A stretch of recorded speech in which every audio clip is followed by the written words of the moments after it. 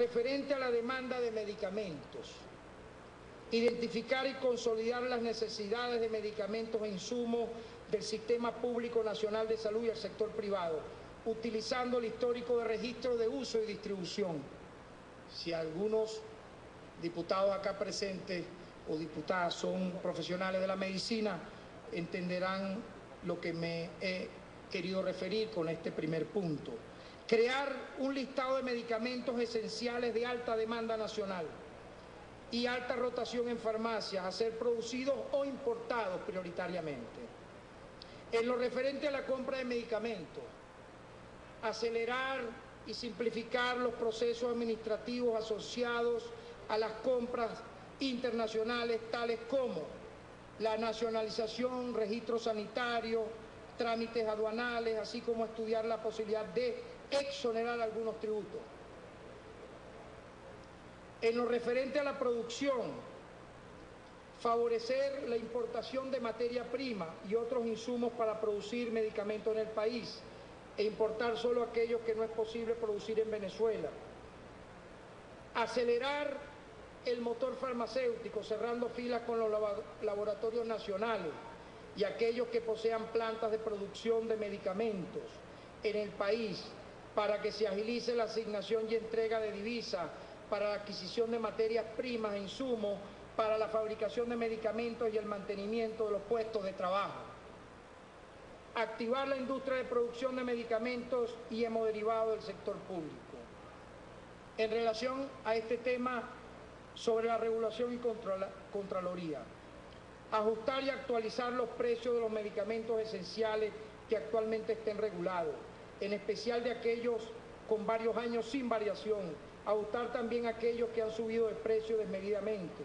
El precio de esto debe cubrir su costo de producción y brindar una ganancia razonable, no usurera, para garantizar la continuidad de la producción. Facilitar el proceso de producción dando prioridad a los certificados de no producción nacional y facilitando la asignación de divisas al sector salud. Y un tema más delicado aún, porque tiene que ver con los medicamentos de alto costo. Recomendamos rechazar los precios inmorales de algunos medicamentos para tratar las enfermedades llamadas de alto costo o enfermedades llamadas catastróficas, situación amparada por el Sistema Internacional de Patentes, los cuales permiten el abuso de empresas farmacéuticas monopólicas, provocando un incremento indiscriminado de precios y mermando el acceso de la población a los tratamientos y por ende lesionando los derechos humanos de millones de personas, no solo en nuestro país, sino en el mundo entero. Las famosas corporaciones transnacionales de medicinas. Activar las gestiones con UNASUR y Mercosur, con el apoyo de la Organización Panamericana de la Salud, para que se realicen las negociaciones conjuntas para la compra de medicamentos de alto costo a precios accesibles, así como hacer el uso de convenios internacionales con países aliados como la India, entre otros, China y los que de América Latina así lo consideren, para disponer de versiones genéricas de calidad y menores precios. Y por supuesto, avanzar en el diálogo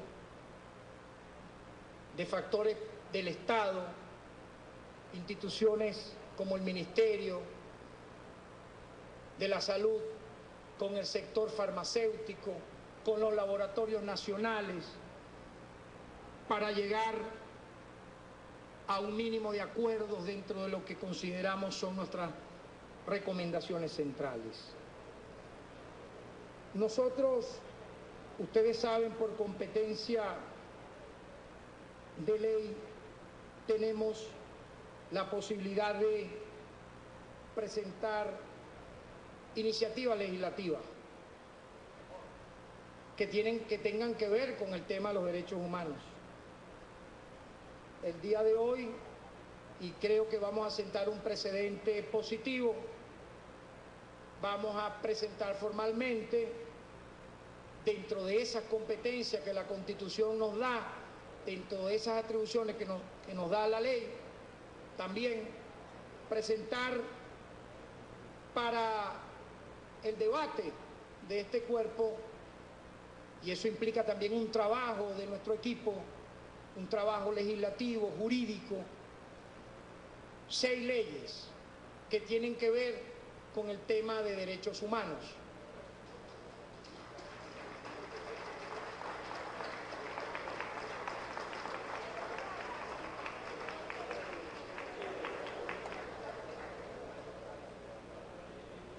Una propuesta que tiene que ver con una ley orgánica para las personas con discapacidad.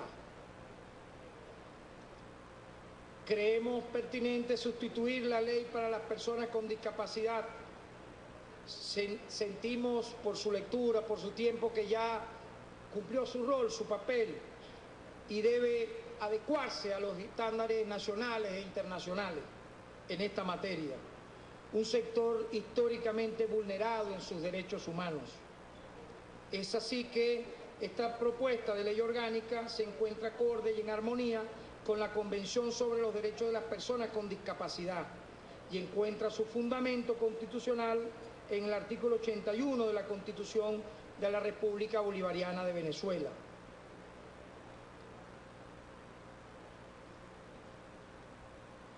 Una propuesta, y esto lo hicimos luego de recibir varias veces a las víctimas del sicariato campesino y a los familiares que han sufrido de esta terrible causa. Ellos se han agrupado en un comité. Una propuesta de ley especial para la protección de los campesinos, campesinas y sus familiares, víctimas del sicariato y de violaciones graves a sus derechos humanos. Esta ley encuentra su fundamento constitucional y legal en los artículos 306 y 43 de la Constitución de la República Bolivariana de Venezuela y de la Ley de Tierras y Desarrollo Agrario. Es así que esta ley que vamos a presentar tiene como objeto sancionar y establecer los delitos de sicariato u otras violaciones graves de los derechos humanos a campesinos, campesinas y sus familiares que tengan por finalidad despojar a los campesinos de sus tierras y producir su desplazamiento. Una tercera ley que tiene que ver con la Ley Orgánica de Protección de los Derechos e Intereses Colectivos y Difusos, cuyo fundamento está en los artículos 26 y 280 de la Constitución de la República Bolivariana de Venezuela. Esta ley tiene como finalidad sistematizar los procedimientos en materia de derechos humanos colectivos y difusos, que por medio de la jurisprudencia ha ido implementando la Sala Constitucional del Tribunal Supremo de Justicia en los últimos 20 años, creando de esta forma un procedimiento especial único para la defensa y protección procesal de los prenombrados derechos e intereses. Ello buscará, obviamente, proteger a la familia, la salud, la calidad del consumo o la vivienda, entre otros. Un cuarto proyecto de ley de responsabilidad empresarial en materia de derechos humanos. No es solo el Estado, según la nueva jurisprudencia internacional, el que pueda o violador de los mismos. Y eso ya está en el Consejo de Derechos Humanos de la ONU, dictó el 21 de marzo del 2011 los principios rectores sobre las empresas y los derechos humanos. Venezuela ha recogido en su ordenamiento jurídico el espíritu de esos principios rectores y la responsabilidad social corporativa en materia de derechos humanos propuestas por la ONU en leyes especiales. Cito algunas: Ley Orgánica de Ciencia y Tecnología, Ley Orgánica del Trabajo, Ley Orgánica de Prevención, Condición y Medio Ambiente, contra el tránsito, muy innovadora. Esto de ley de los derechos universales era un gran debate, obviamente con aquellos espectáculos dantescos donde de la peor manera y de forma colectiva se asiste al crimen de un ser vivo para la gloria etílica de algunos pocos. Proyecto de ley penal especial en materia de tránsito terrestre. Nosotros hemos observado muchísimos venezolanos y venezolanas cómo fallecen en accidentes de tránsito de manera temprana porque los conductores sienten que no hay una ley que los asista. Sienten que pueden hacerlo y al final podrán ser procesados por lesiones.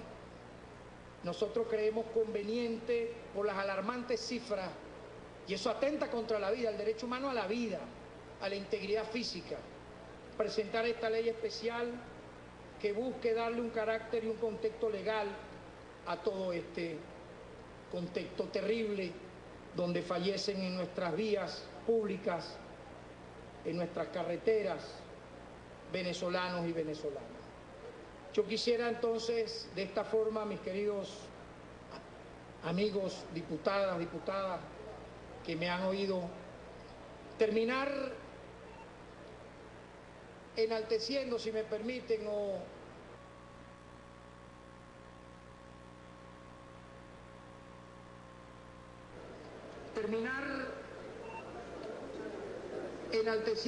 permiten, o certificando, suscribiendo una acción conjunta que en este Parlamento ocurrió hace días atrás, en base al llamado y exhorto del Papa Francisco. La Defensoría del Pueblo observa, ha abierto las puertas a través de un acuerdo de los dos bloques, tanto de la MUD como el bloque de la Patria, establecer un acuerdo para preservar el diálogo, la paz, los mecanismos interinstitucionales de encuentro. Siento que es un gesto que el país ha visto de forma positiva en medio de diatribas a veces estériles e inútiles,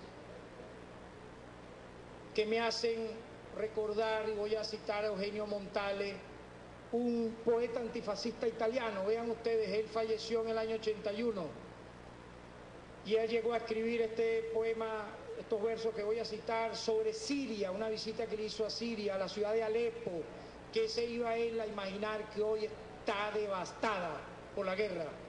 300.000 muertos tiene Alepo. Hay más de 3 millones de desplazados y refugiados que ha producido la guerra fratricida de mercenarios y contra mercenarios que ha atacado un país